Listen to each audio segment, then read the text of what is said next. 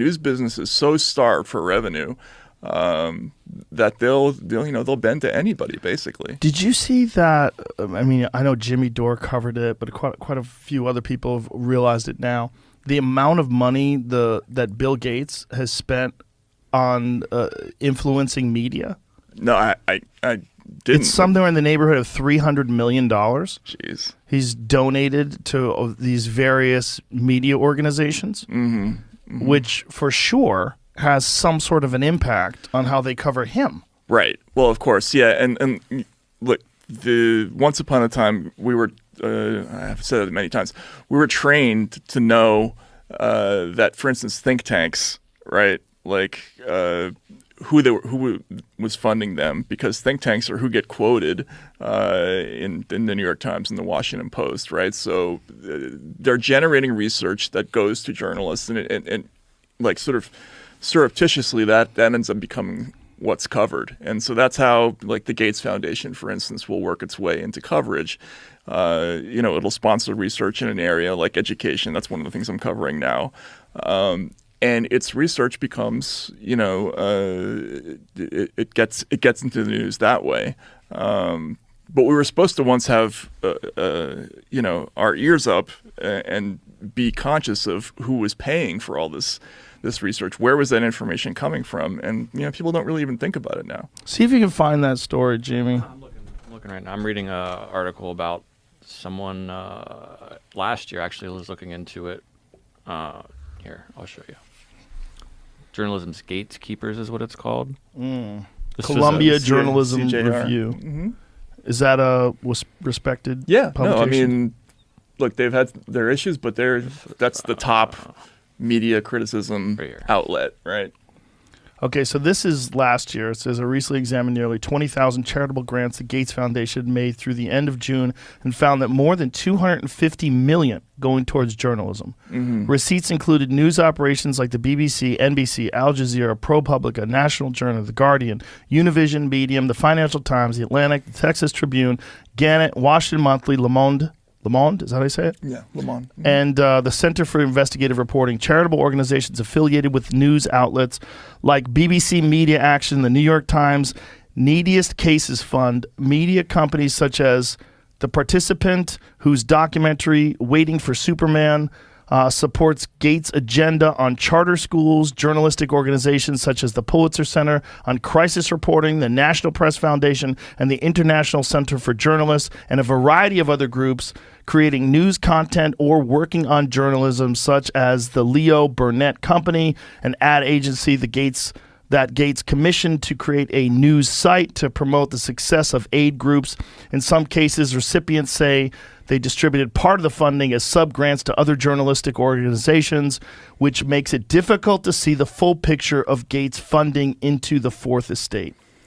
Yeah, and as a reporter, you may or may not be aware of all the different ways that money will get in, work its way into the business. But unconsciously, it just sort of seeps in, like, right. And that's how it works. Like, nobody comes and tells you, well, don't cover this. Well, maybe they do now, actually, or take this approach to covering education. What ends up happening is that you just kind of get a feel based on the reaction of your editor to whatever pitch you're giving at the moment. Hey, would you be interested in this story about whether or not this approach to standardized testing worked, right? And if the editor says, yeah, that's interesting, maybe, right, then just never to broach that again, right? But if it's with, in the right ideological slant, they're going to be hot for it, right? Interesting. And that's how it works. That's how it works with everything. It works, with foreign policy.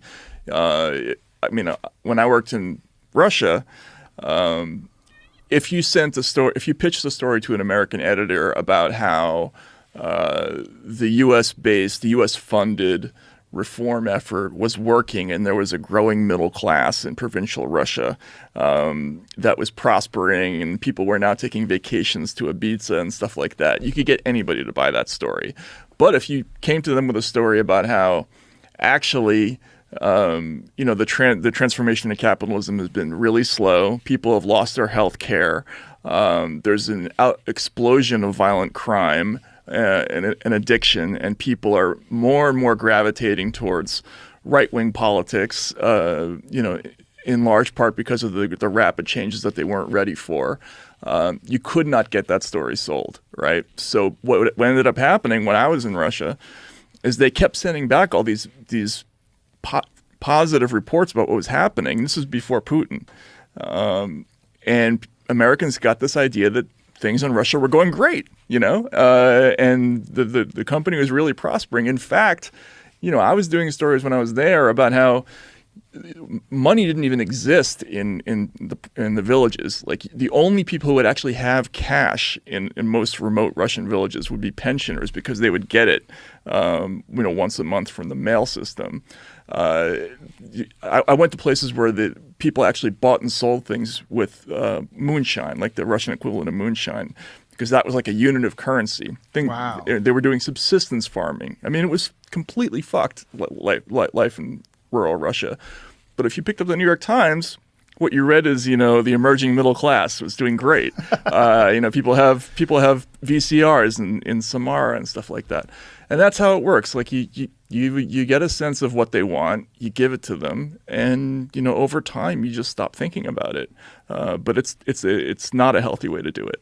The idea that there's no currency at all and they're just subsistence farming and trading trading in moonshine, that's wild. Yeah, I actually did it myself. It was I did a story about this. I used to travel the country with this guy who was believe it or not, a professional clown.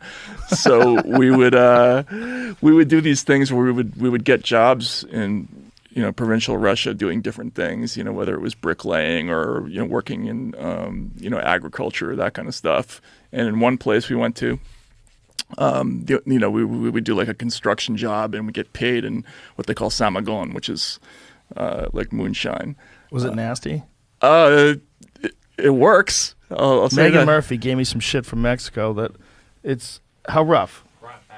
I can still, it's like nightmares. It's so rough. She drinks it all the time.